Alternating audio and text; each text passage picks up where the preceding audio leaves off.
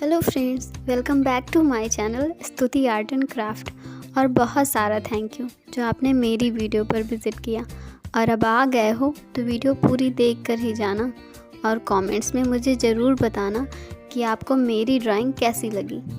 अगर आपको मेरी ड्राइंग थोड़ी भी पसंद आए तो प्लीज़ मेरे वीडियो को लाइक करना।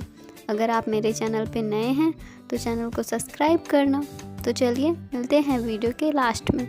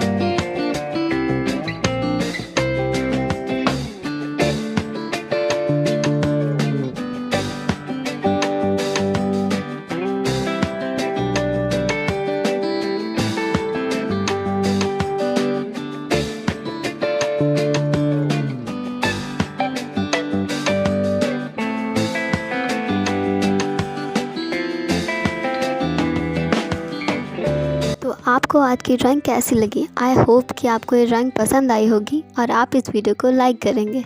तो चलिए मिलते हैं कल एक नई वीडियो के साथ। तब तक के लिए बाय बाय।